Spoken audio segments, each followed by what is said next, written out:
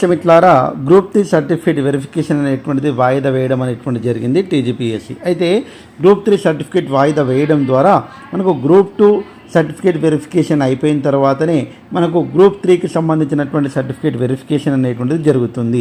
అంటే గ్రూప్ 3లో వచ్చినటువంటి aspirants, group 2లో ఉన్నటువంటి యాస్పిరెంట్స్ దాదాపు ఒక 500 చేంజ్ అనేటువంటిది నిరుద్యోగులు గ్రూప్ 3లో కూడా వాళ్ళు కూడా టాప్లో ఉండడం అనేటువంటి జరిగిందని తెలుస్తుంది. కాబట్టి ఇక్కడ గ్రూప్ 2 తర్వాతని ఇప్పుడు గ్రూప్ 3 అనేటువంటిది ఇవ్వాలని టీజీపీఎస్సీ నిరుద్యోగ అభ్యర్థుల యొక్క వాళ్ళ యొక్క అభిప్రాయాన్ని తీసుకోవడం అనేటువంటి జరిగింది. కాబట్టి నిరుద్యోగులకు ఒక శుభవార్త.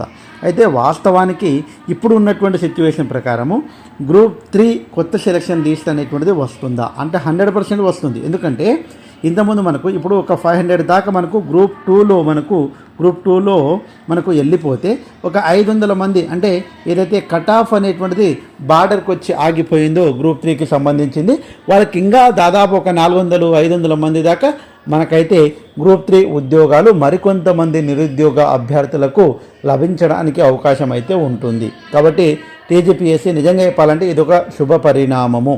తప్పకుండా ఇలాంటివి చేస్తే ప్రభుత్వాన్ని గుర్తుపెట్టుకుంటారు. సో ఏది ఏమైనా ఇప్పుడు ఇంకా డిమాండ్ ఏంటంటే గ్రూప్ 1 తర్వాత గ్రూప్ 2 పోస్టింగ్ ఇవ్వాలి. అంటే గ్రూప్ 1లో వచ్చిన వాళ్ళు గ్రూప్ 2లో కూడా ఉన్నారు కదా, మరి గ్రూప్ 2లో ఉన్నటువంటి వాళ్ళు గ్రూప్ 1 అనేటువంటిది కోర్టు పరిధిలో ఉంది.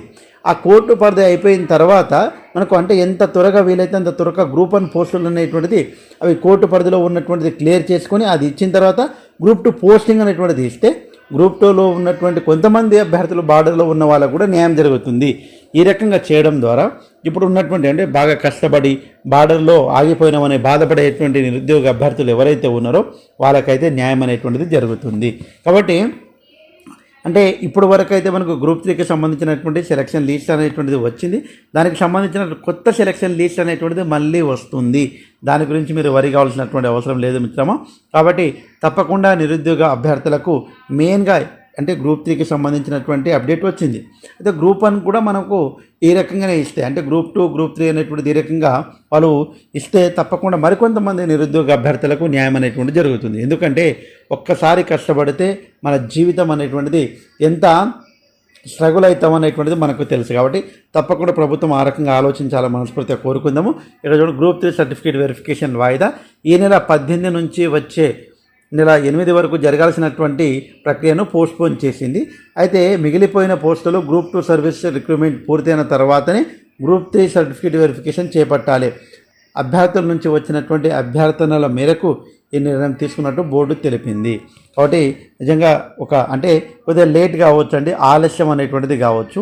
బట్ ఎంత ఆలస్యమైనా ఒక నెల 2 నెలలు అనుకోవచ్చు. కానీ కొంతమంది జీవితాలు మారుతున్నాయి కదా, నిరుద్యోగ అభ్యర్థులకు కొద్దిగా అంటే కష్టపడి ఎంతవరకు వచ్చి ఆగిపోయామనేటువంటిది ఉంటుంది కదా, వాళ్ళకైతే న్యాయం అనేటువంటిది జరుగుతుంది అనేటువంటిది అర్థమవుతూ ఉన్నది. తప్పకుండా ఏదైతే హయ్యెస్ట్కి సంబంధించినటువంటి ఉద్యోగాలు ఉన్నాయో కామన్గా వాటి ఆధారంగానే కూడా మనకు ఉద్యోగాలు ఇస్తామని గతంలో కూడా చెప్పింది. సరే, ఏది ఏమైనా తప్పకుండా ఎప్పటికప్పుడు ఇన్ఫర్మేషన్ మీకు అందిస్తూ ఉంటాను. కాబట్టి తప్పకుండా లైక్ చేయండి, అదే రకంగా సబ్స్క్రైబ్ చేసుకోండి. మన యాప్లో మీకు తప్పకుండా అనేక ఫ్రీ క్లాసెస్ ఉన్నాయి, అవన్నీ కూడా వినియోగించుకోవడానికి ప్రయత్నం అయితే చేయండి. Thanks for watching. All the best. Bye. See you.